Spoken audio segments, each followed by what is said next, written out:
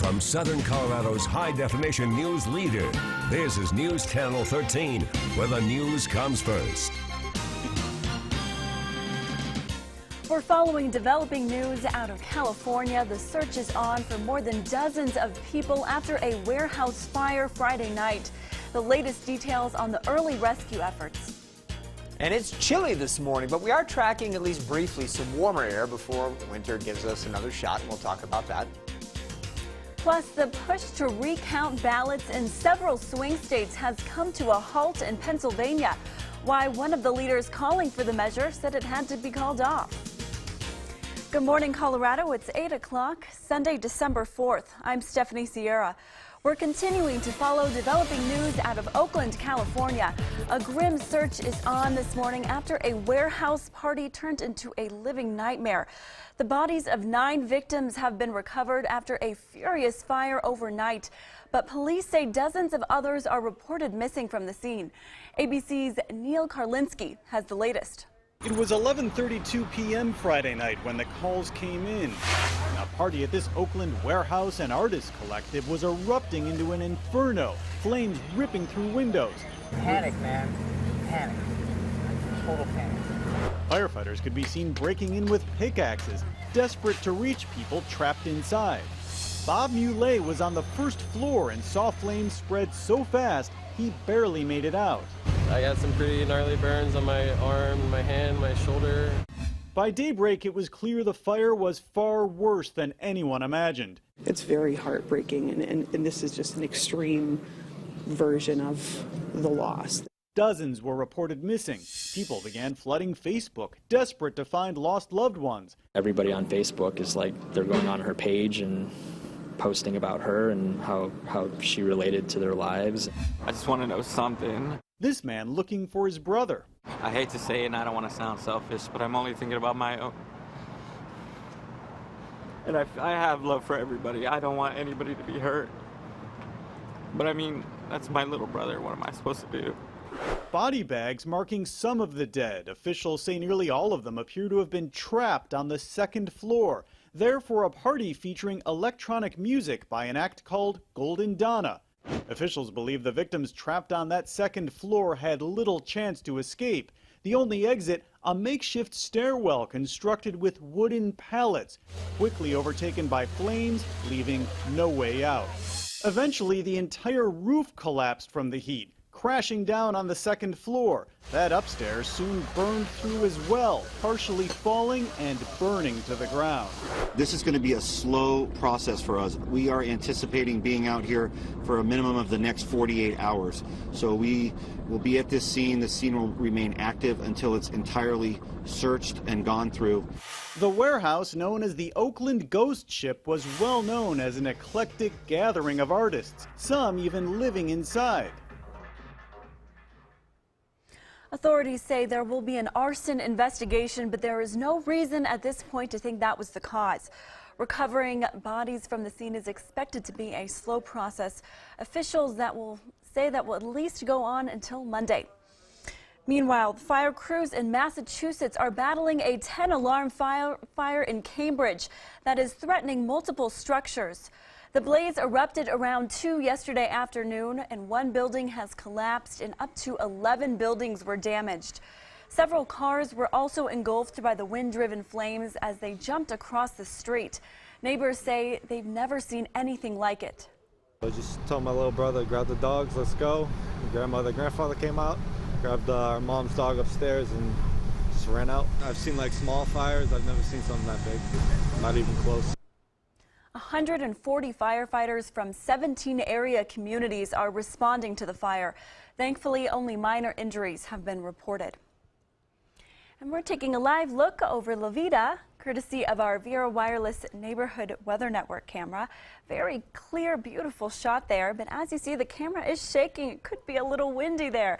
I'm going to send it over to Storm Tracker 13's Marty Venachimque to see what we can expect today. Good morning, Marty. Good morning, Stephanie. It's always windy in La Vida, but it's not really anywhere else right now, which has allowed the overnight cold air to settle. And it is really quite chilly out there this morning. So where the wind's blowing the camera around in La Vida, temperature is probably in the 20s. We have teens right now along the Front Range, and some mountain valleys are in the single digits. You can see the storm that gave us the snow a couple of days ago continuing to march off to the east. It's going to cause some travel headaches over the Midwest today and some pretty heavy rain farther south. Right now we're looking at the steam from the Drake power plant as seen from Phil-on-Kia, still only showing 11 degrees right now, even with the bright sunny sky. And again, thank the mostly calm wind for that. The wind will start to pick up tomorrow, but it's going to be pretty light today, so it's going to take us a little time to warm up. We're up to 20 now at the Pueblo Chieftain studio. Great visibility looking back towards the wet mountains, not a cloud in the sky. So we have some really nice bright conditions out there, and we expect that'll be true for much of the day. So anyway, a slow climb here from the teens and 20s up into the lower 40s, say around lunchtime, and then we'll spend most of the afternoon in the 40s in both Colorado Springs and Pueblo with a light wind and a mostly sunny sky. Tomorrow looks breezy and warmer, then we'll start tracking some much colder air and chances for snow. We'll do that in our main weather segment coming up in just a bit. Stephanie, back to you. Thanks, Marty. Turning to our crime tracker this morning, a motion failed claiming there was no probable cause for the charges against former El Paso County Sheriff Terry Makita has been rejected by a judge, meaning the case can now move forward. A grand jury indictment alleges that Makita and two subordinates abused their powers and retaliated against employees. The judge's decision also applied to requests from former Undersheriff Paula Presley and former Sheriff's Commander Juan St. Augustine. Pueblo police have released the name of a man shot and killed on the city's west side Friday morning. 46-year-old Brad Fowler was shot in a home on the 500 block of West 23rd Street. His death is the city's 9th homicide this year. Police say that a white or light gray car was seen speeding from the scene. Anyone with information about the case is being asked to contact police. A former Army sergeant convicted of stabbing another man in August of last year has learned his fate. 34-year-old Fernando Rosales will spend 26 years in prison for killing a 30-year-old man after an anonymous sex encounter.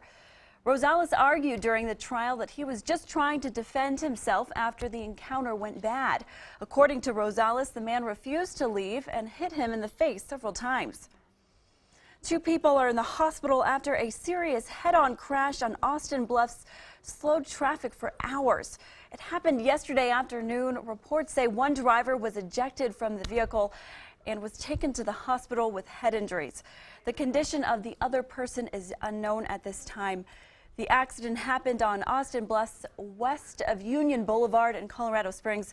We will, of course, update you when we have more information. And I-25 was also a parking lot yesterday afternoon after an accident shut down all of the southbound lanes near Woodman. A semi-truck jackknifed and the trailer hit a woman in another car. She was taken for treatment. And I-25 was closed for about 90 minutes as crews investigated and cleared the scene. Cars had to be diverted off the interstate to get around the wreck. Now to the latest on Donald Trump's transition to the White House. While the president-elect has been receiving praise for keeping 800 jobs in Indiana, one of his biggest supporters is rejecting the deal. Former Alaska Governor Sarah Palin has referred to the deal as, quote, crony capitalism. She said the move sets a bad precedent for businesses while crippling free enterprise. In the deal, the Indiana company Carrier would keep its jobs in the U.S. in exchange for $7 million in incentives. Meanwhile, the security cost of keeping Donald Trump in New York City is taking its toll. Now, two officials are petitioning the federal government to start paying for the bill. Speaker of the New York City Council, Melissa Mark, and council member Dan Gardenek says it costs $1 million a day to secure Trump and his family, and the federal government, not the city, should pick up those costs. The push to recount votes in 3 swing states has come to a close in Pennsylvania. Green Party presidential candidate Jill Stein said voters who joined her petition could not pay a $1 million bond that a state court requested. Stein plans to make a major announcement about the recounts outside Trump Tower in New York tomorrow. It was a chilly night for dozens in Colorado Springs, but that did not stop their intentions of having a good time. We'll have all the details surrounding the 32nd annual Festival of Lights parade downtown. Plus, the holiday season was in full swing for dozens of kids and their partners. cops from across southern Colorado. We'll show you how they made this season a memorable. We'll give you a little reference point for temperatures that we're expecting today in the mid to upper 40s. Averages are 43 and 47 for Colorado Springs and Pueblo, respectively. We've been as warm as in the 70s. That's not happening anytime soon. Anyway, we get warmer briefly tomorrow, then we get much colder, maybe snowy. We'll have that in the 7-day forecast coming up in just a bit.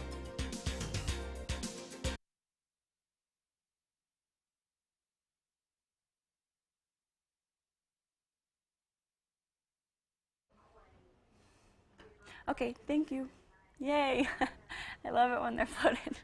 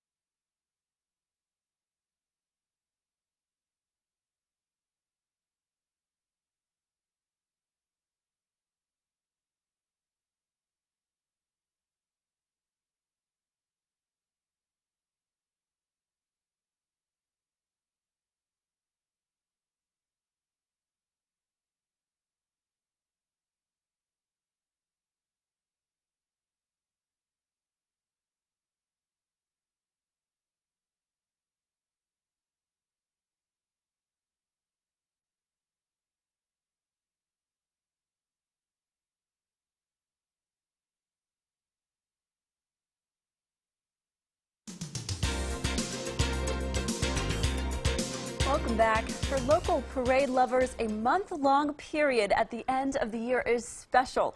There's the daytime Veterans Day Parade in November, and last night, the popular Festival of Lights Parade.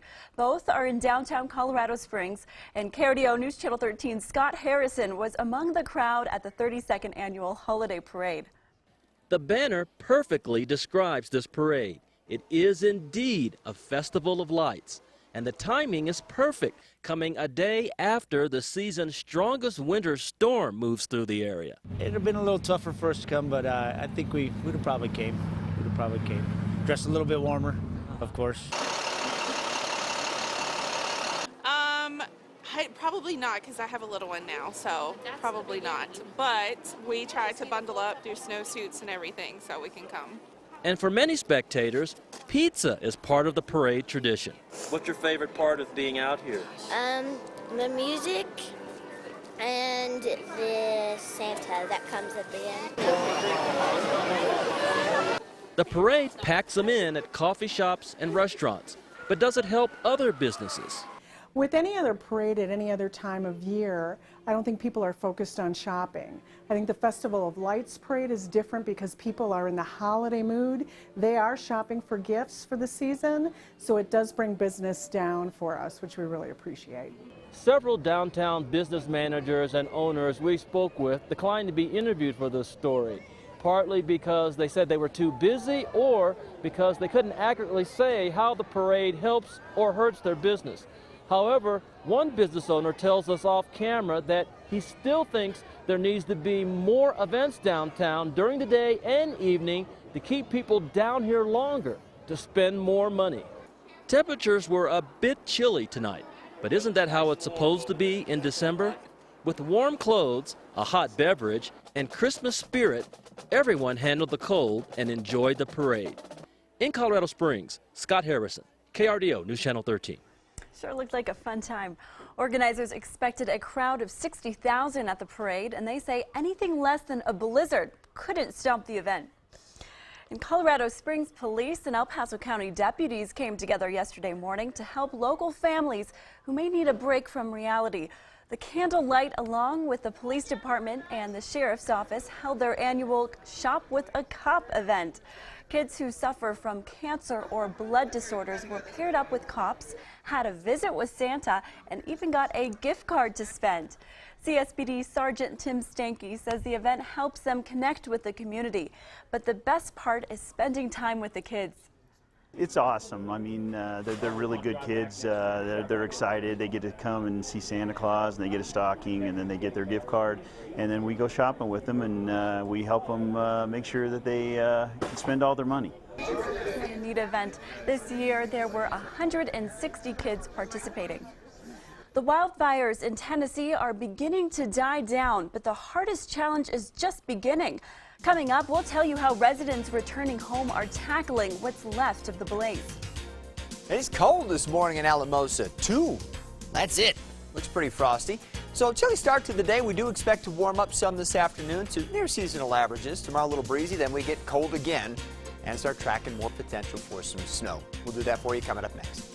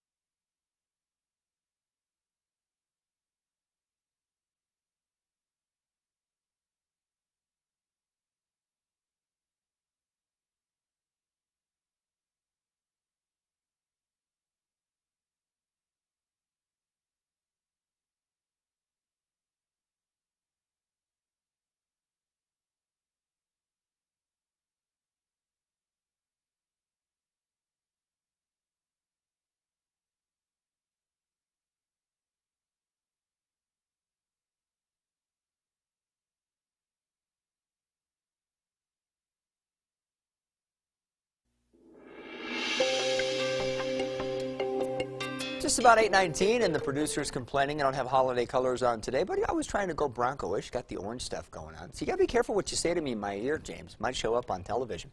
17 degrees in Woodland Park right now. East wind at 3 miles an hour at the Greater Woodland Park Chamber of Commerce and Visitor Center. Not a lot of snow up on top of Pikes Peak. We'd like to see if we could maybe put a little bit more up there later on in the next few days. 20 degrees right now on Highway 115 in Turkey Creek. Great visibility looking back towards the wet mountains. The wind is calm. And yeah, obviously beautiful blue sky out there. Just looks can be deceiving right now because it's pretty chilly. So teens to around 20, that does it for everybody in eastern Colorado. We have single digits, both above and in some cases we've been below 0 through the morning hours, but we're starting to come around over the big valleys. Salida right now is 21. And SkyCast shows that what we see is what we get. I think most of the day is going to be spent sunny. We are not going to have much in the way of wind today, but we'll likely have at least a little bit of cloud cover coming into northern areas this afternoon. It's actually associated with some warmer air. Highs today should reach the 40s to around 50 in eastern Colorado. Granted, it's going to take a little while to get there this morning, but we'll get there eventually. Look for 30s over the big valleys, lower 30s. Salida could be up around 40. And outside of Levita Pass, not really expecting to have too much trouble with wind today. Skycast, by the way, as we fast forward into Tuesday, is trying to keep most of the snow up to our north, so we'll be tracking that potential closely. But some colder air will be coming in on Tuesday, should settle in later Tuesday into Tuesday night and Wednesday, and that's when we'll likely have our best chance for some snow. My point is, I'm hopeful, though not promising yet, that we'll get through Tuesday morning's commute without any problems. As we head into Tuesday evening's commute and Wednesday morning, it would appear more likely that that's when we would have some light snow in the area, and that could result in some slick conditions because we are going to be very chilly. Highs on Wednesday only around 16, then we'll be down around 0 as we clear out Wednesday night. Some recovery towards the end of the week. Looks like we'll get the Chinook wind to kick up maybe Friday into Saturday. That should boost our temperatures back up to around or maybe even a little above seasonal averages. Pueblo, we're expecting temperatures to generally be mild the next couple of days. Cooler obviously on Tuesday, then cold on Wednesday. You too could pick up some snow late Tuesday into Tuesday night or Wednesday morning. Overnight lows for a couple of nights be down in the single digits. So yeah, it'll get cold. Again, assuming we get some wind towards the end of the week, we'll jump up into the 50s, if not expect 40s. But either way, we're going to warm up at the end of the week. Canyon City, 40s today, 50s tomorrow. Then we take the nosedive after that. Highs on Wednesday only in the teens. Overnight lows will be in the single digits behind that front. Might get back up into the 50s by Friday and Saturday. Mountain areas will have temperatures in the 30s today, might reach the mid-40s tomorrow before the bottom falls out. And then we'll have a hard time reaching 10 on Wednesday as it looks now, likely to go below 0 Wednesday night before bouncing back some through the end of the week. So when it gets that cold, a storm like this isn't likely to produce snow that would stack up very high. I mean, I wouldn't expect real heavy amounts. And it's generally that light sort of airy snow as opposed to that heavy wet stuff. It's easy to move it around in a broom or just a hand shovel. But when it's that cold, just like the last storm, it doesn't take much, and you make an ice rink out of the road. So that's our concern. Right. Yeah, so stay cautious. Get those ice scrapers and those hand warmers out. Yeah, it's going to be time. Thanks, Marty. You're welcome. It was a heartbreaking scene for first responders at a deadly crash in Texas. Now investigators are trying to piece together what led up to the crash. We'll have the details on their early investigation. We'll be right back.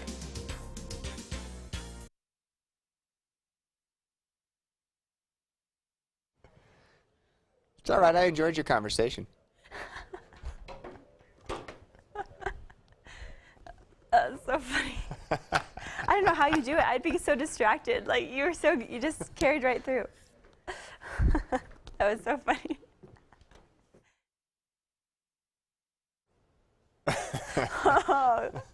Remember, I can hear you down here all the time when you're doing it, just so you know. Thank you. Yeah, time check coming here, Steph? Okay. Yeah, unfortunately.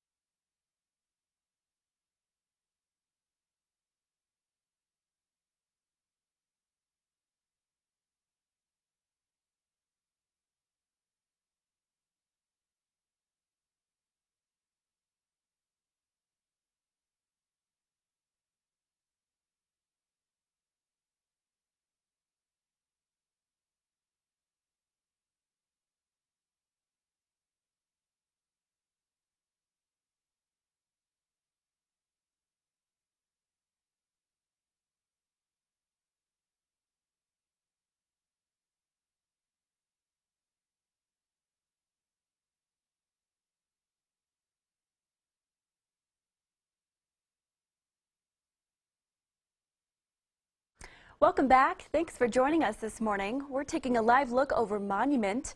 courtesy of our People's Bank Neighborhood Weather Network camera. And Marty was just explaining to me that milky white haze you see in the kind of far distance there indicates it could be, a little more chilly day. But as you can see, the road conditions are much better than what we were seeing yesterday. So good news for those of you waking up this morning and are going to head out the door. Time now, 8:25.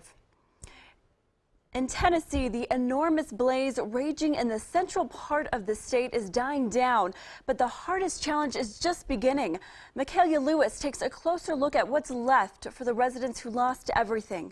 Sevier County, a place many come for vacation, but few live here, like the Mason family. And with hopes to live there and dream and look at the mountains until our last days together.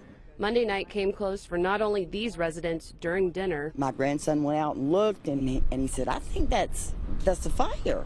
There was embers flying all over the hill that was right behind our motel started catching on fire. And there was fire all the way down to the river. We were actually trapped from the main fire that started. And I've been in jail 18 days, and the whole while in jail, everything got burnt down here in Tennessee. And I'm trying to find my wife. After the wildfire, many faced new fears throughout the week. Not finding my wife.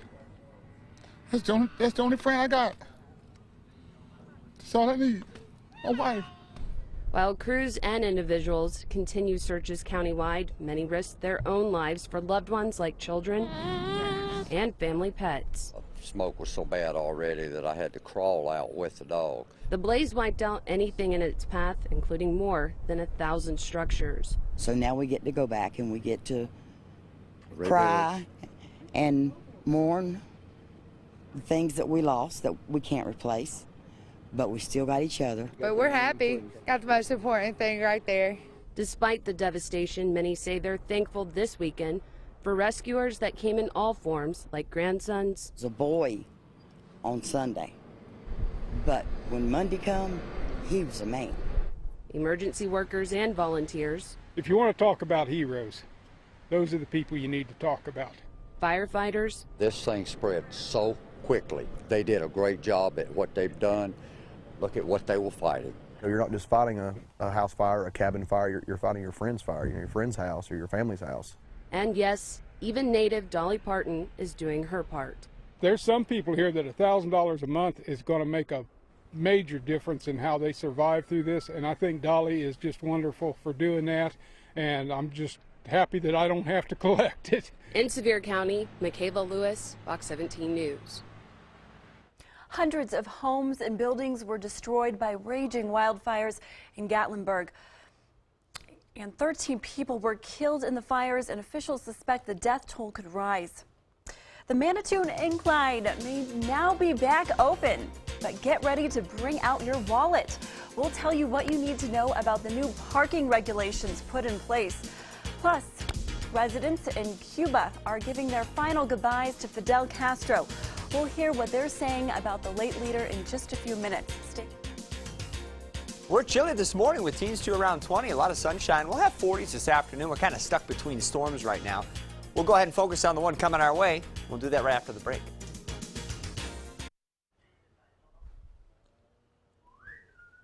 Yeah.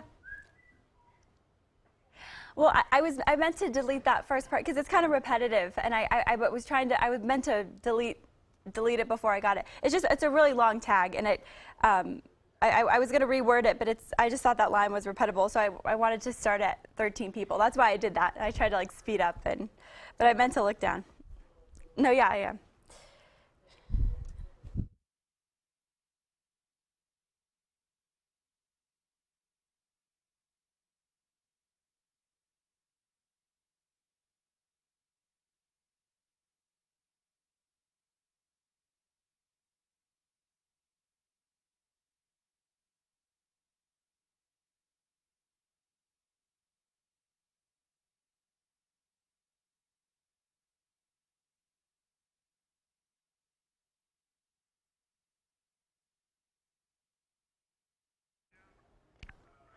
James, can you hear me? So they just said 10 bodies are recovered now. Yeah. Yeah.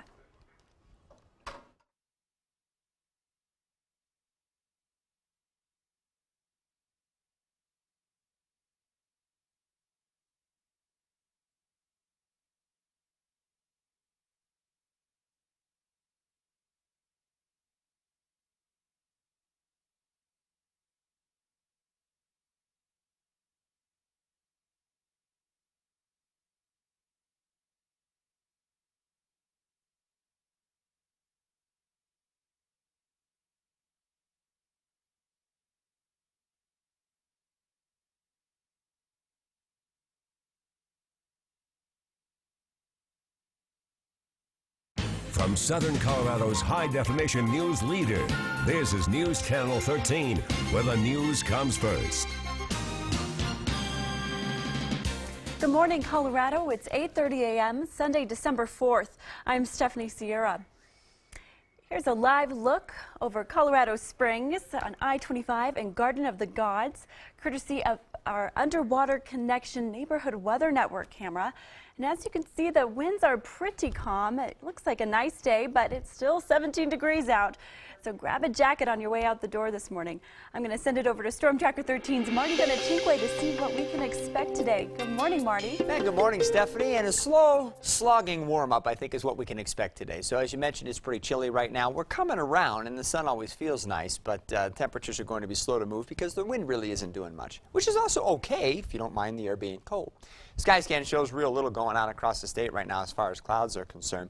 The storm that gave us some snow a couple of days ago is actually producing some headaches as it moves into the Midwest. This is a pretty good area of snow now crossing the Mississippi and heading towards the Great Lakes. And then farther south, we have some showers and thunderstorms, and some of this is pretty heavy rain.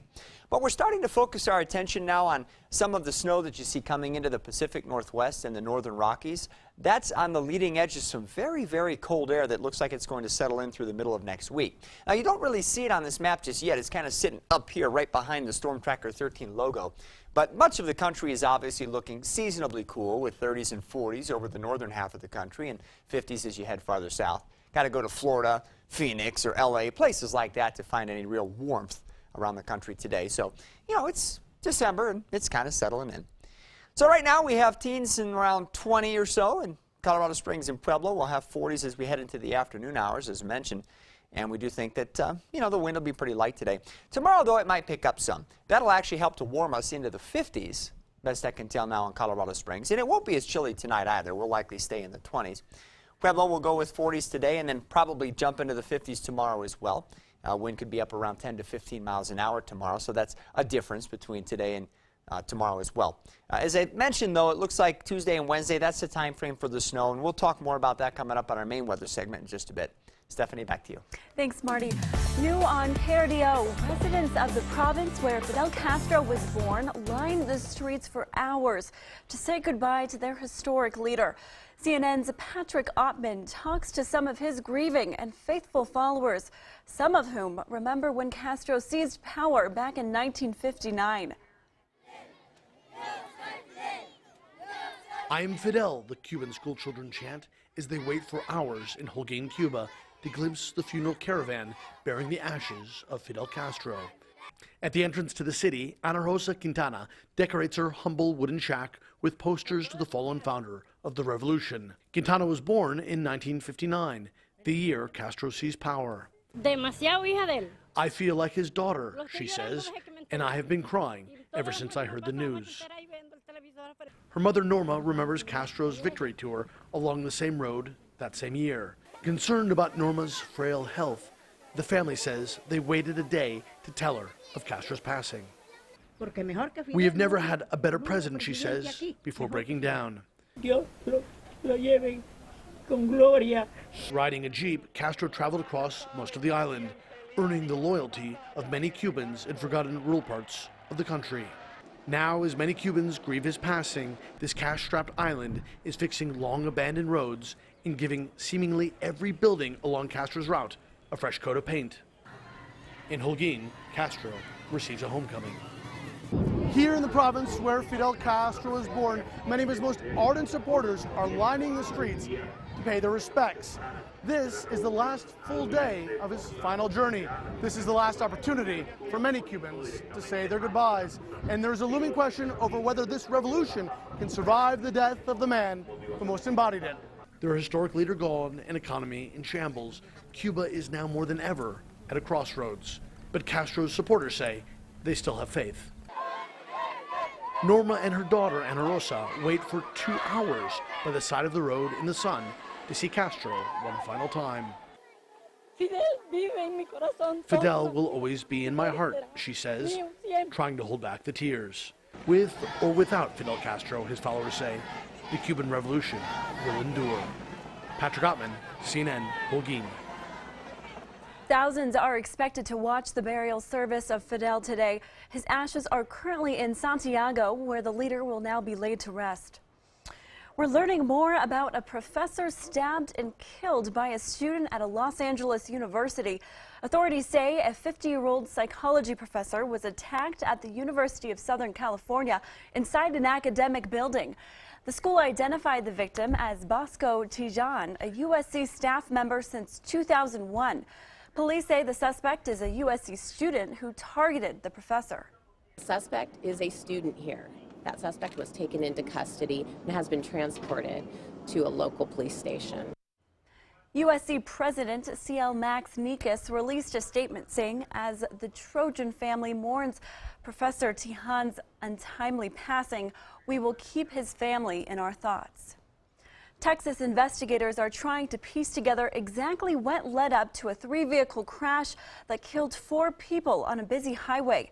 Officials suggest evidence of one of the cars was traveling west when it lost control and headed into the eastbound lanes going sideways, causing the other vehicle to T-bone it.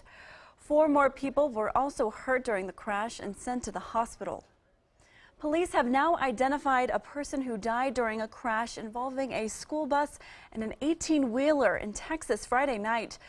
Liz Castaneda Pope, the cheer sponsor for the team, was killed in the crash. The bus was filled with high school cheerleaders heading home from a football game. Now a survivor is speaking out about the fatal crash. I flew all the way forward and out the bus. I thought I was the only one alive. I thought everybody else had died. I remember Miss Pope's body was on me. So tragic.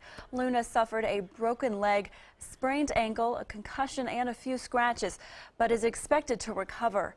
At least 8 others were taken to the hospital. 2 were in critical condition. While the situation has been tough, the team says the support from the community has been overwhelming. We have new information about a popular attraction in Manitou Springs.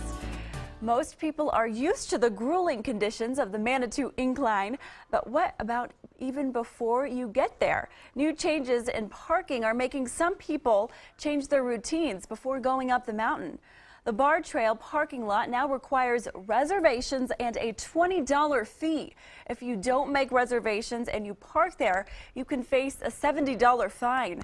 There are also new rules along Ruxton. No parking on Wednesdays after 4 and no parking on the weekends. Manitou Mayor Nicole Nicoletta says it's to help alleviate traffic. It's actually not for the revenue, it's more for traffic mitigation. If folks are going to stop taking resident parking, then we're going to make sure that you're going to pay for it. There is a free shuttle that takes you from downtown Manitou to the foot of the incline. What could have been a terrible situation for 2 pups had a very happy ending thanks to 2 local heroes and our very own fire department. Take a look at this. The Colorado Springs Fire Department rescuing 2 dogs that fell through the ice at Prospect Lake yesterday afternoon. The owners were nowhere to be found, so the 2 were turned over to the Humane Society.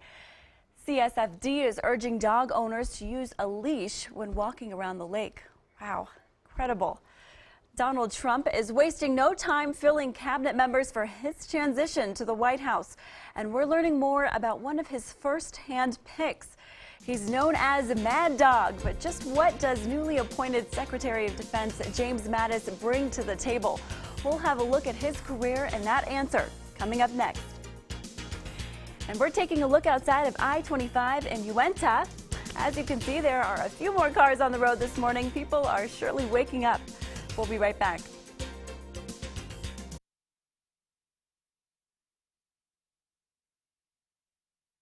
Gotcha.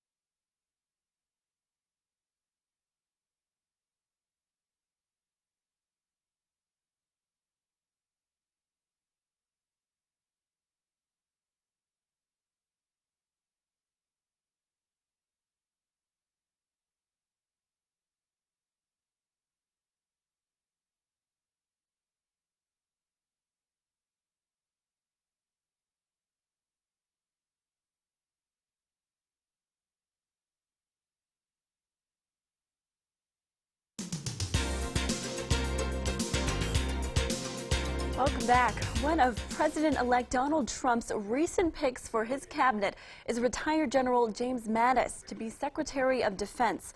Jim Scuto takes a closer look at what the career of James Mad Dog Mattis is. We are going to appoint Mad Dog Mattis as our Secretary of Defense. Mad Dog, the nickname General James Mattis earned leading U.S. Marines in the bloodiest battle of the Iraq War, is Donald Trump's pick for Defense Secretary. And he's our best. They say he's the closest thing to General George Patton that we have, and it's about time.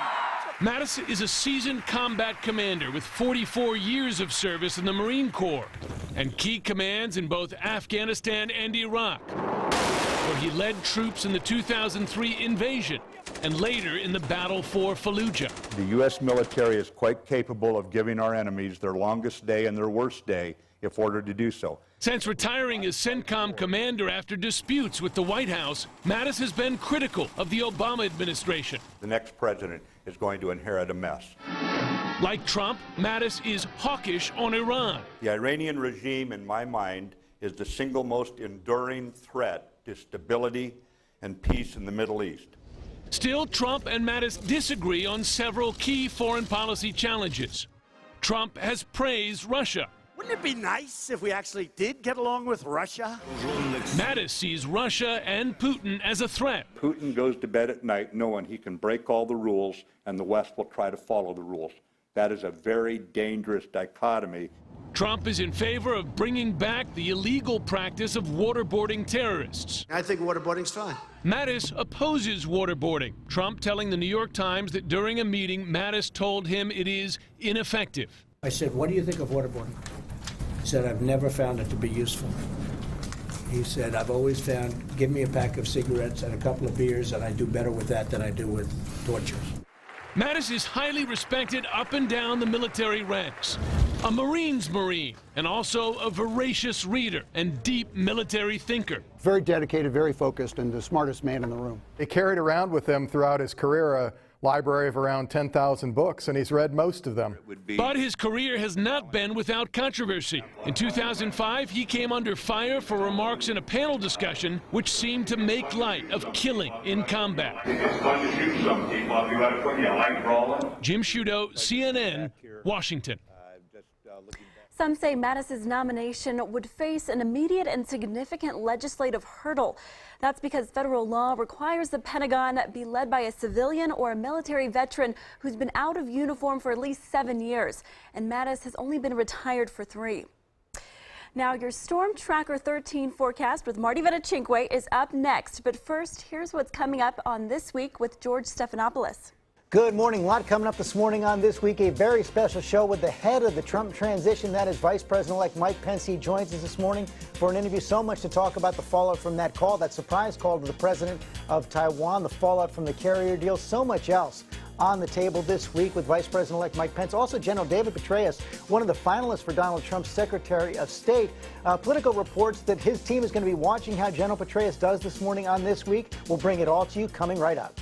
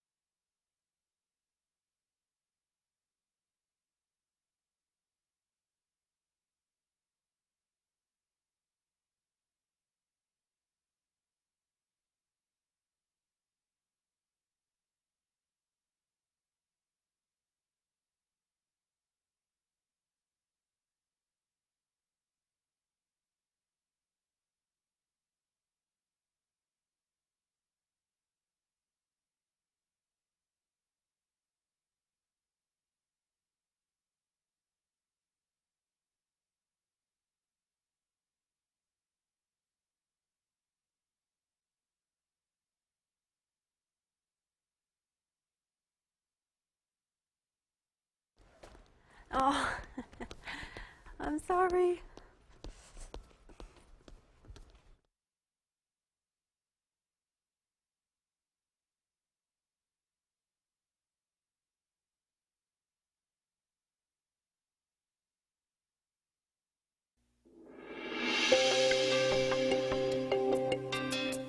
Coming up on 8:49 on this Sunday morning, which has started out very chilly. Most areas are in the teens to lower 20s right now. There's not much wind out there, and we have plenty of sun, but looks a little nicer than maybe it feels. So make sure you have a coat on when you head out this morning. That's the view from Mortgage Solutions Financial back towards Pikes Peak. Not a lot of snow up there right now, but maybe a little later on in the week we'll put some snow up there and help to whiten it up just a little bit. Take you farther south into Walsenburg. Contrast isn't great in this shot, but if you look in the background, you can see the white tops of the Sangre de Cristo Mountains. It's a little warmer in Walsenburg. Currently 29 at the Spanish Peaks Veterans Community Living Center, thanks to a light westerly breeze right now, about 5 miles an hour. But gorgeous clear skies should be in place throughout the day today. Maybe late today we'll get a few clouds over northern areas. That's about as much as I have to tell you about that. We'll keep the wind under control and figure on temperatures getting just a touch above seasonal averages. 40s to around 50 eventually this afternoon. Granted, it's going to take a few hours to get there, so still chilly this morning. 30s to around 40. That should do it for most of the mountains and major mountain valleys. Fast forward to Tuesday, and notice the skycast keeps most of the snow up to our north through noon. Now, I do think that'll be true with any of the heavier snow that might fall with this system, but it's still possible Tuesday morning we'll have some low clouds, maybe some freezing fog, and just a little bit of very light snow around the area. Still, I think better chances that the more significant snow will come in later on Tuesday or Tuesday night into Wednesday morning. So it's the Tuesday night, Wednesday morning time frame that I think is going to be most problematic for us as far as travel is concerned. Again, not ruling out some at least minor issues Tuesday morning, but still looking like Tuesday evening into Wednesday morning will give us more problems. Bottom line is we get warmer and breezy tomorrow, then much colder Tuesday into Wednesday. Highs on Wednesday only in the teens. And if we're going to get that cold, then the snow isn't likely going to be terribly heavy, probably the kind of snow you can broom off the driveway. But it will be cold enough that anything that falls will stick and make for some slick travel. And then we'll be real cold Wednesday night, down around 0 or so, before we begin warming up. We could get up into the 40s to lower 50s on Friday. That's going to depend on whether or not we can get a little Chinook wind to come off the mountains. If not, we'll stay in the 40s. But regardless, we'll be warming up as we head towards next weekend. Pueblo, high temperatures tomorrow in the upper 50s. Again, could be a little breezy, but otherwise a nice day. Turning colder on Tuesday, more so on Wednesday. It's Tuesday night into Wednesday morning when I think you'll have some trouble maybe with some light snow in Pueblo. And again, I want to put the emphasis on the word light, but still maybe enough to make for some slick spots. Wednesday night could be down around 2. Then we'll start recovering slowly as we head into Thursday, but more obviously on Friday and Saturday with highs maybe getting into the 50s. Again, assuming we get a little wind. If not, 40s are more likely. Canyon City, 50s tomorrow, 30s Tuesday, teens on Wednesday. Best chance for some impacted travel would look to be Tuesday night into Wednesday morning for you. But we'll track that closely if the timing changes or if that initial band is farther south and maybe earlier in the day on Tuesday as well. Highs on Thursday only in the upper 20s. Then we should jump up into the 50s Friday and Saturday. Mountain communities should see temperatures in the 40s tomorrow, then maybe 20-ish or so on Tuesday. We'll be lucky to reach 10 on Wednesday, and overnight lows dropping off to about the goose egg Tuesday night, maybe 5 below or so Wednesday night into Thursday morning. So this is going to be a pretty good shot at cold air. Again, when it gets this cold, the snow isn't typically real heavy. I mean, we don't measure huge numbers of inches of snow, and it's not real hard to move it. But it sticks on everything, so makes everything slick. Everything's slick, right? Yeah. I was just telling Marty, the hand warmers you can get and the footsies, they have one for your feet too to keep them nice and toasty. So it's good for this time of the year now that it's really getting cold in the mornings. Agreed. Thanks, Marty. You're welcome. We're taking a look outside of Southgate in Nevada. As Marty was just telling you, grab a coat out this morning. It is a little chilly. We'll be right back.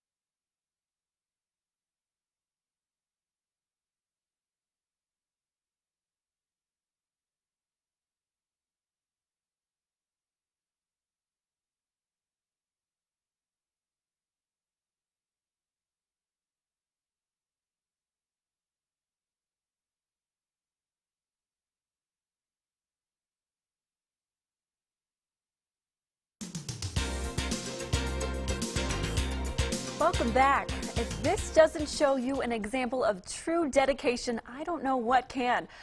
Get this, a trapeze artist in St. Louis is calling it quits at the age of 90. Elizabeth Herring, who is known as Bunny, held her final show Friday night. She originally joined a circus as a teenager, but she had to promise her parents that she wouldn't do aerial stunts. However, Herring decided to follow her original dream when she turned 80. So the lesson learned, it's never too late. That's when she joined a circus again and started performing trapeze tricks. What a fun story. Things got squeaky clean after a transformer blowout in Philadelphia. Take a look at this. That is foam flooding a street there in town. And when we say flooding, we're not kidding. Look at that video. Officials say they received calls about an explosion at an electrical substation yesterday. Its fire suppression system then released the foam that ended up blanketing the street. People who live in the area were told to shelter in place. About 2,700 customers lost power, but workers were quickly able to put it back on. And we're taking a look outside, and this is from our city cameras. As you can see, there are people out and about. We'll be right back.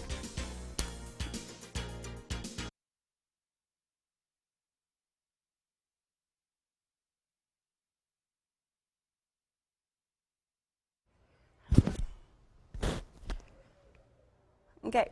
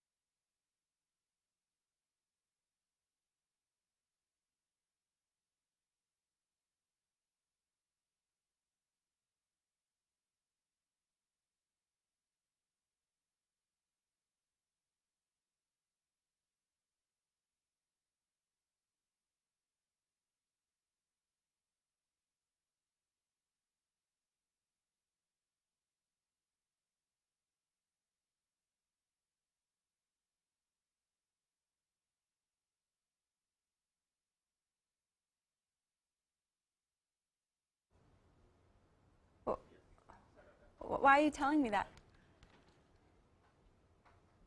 We just have wake up left, right? Yeah, okay. Okay.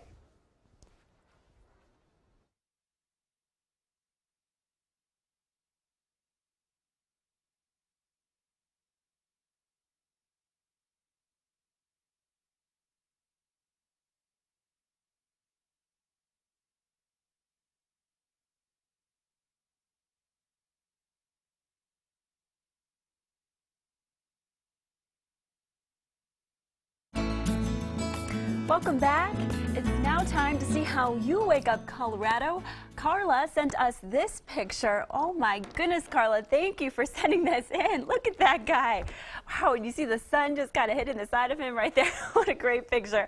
We love it when people send in pictures. You can tweet them to us. You can send them to our Facebook page or, of course, email them to us. Just be sure to use the hashtag WakeUpColorado. He sure looks pretty perky this morning. Yeah, he does. I'm trying to be perky myself. Not sure if it's working out. I got to get into this caffeine thing that you guys are all so good at. 13-day trends show the two big dips, the one that's coming this week. And then yesterday when I showed this, I had dropped the temperatures the following Tuesday, Wednesday. Right now it looks like, don't get me wrong, some really cold air is going to be knocking on the door, but maybe just north of us. It is possible that'll come in. If it doesn't, we'll stay in the 40s to around 50, and if it does, that'll look totally different, but that's why we do the trends. It's just kind of a guess, and at some point it'll get here. At some point. That's good to know. But for today, grab your jackets this morning. Thanks for joining us.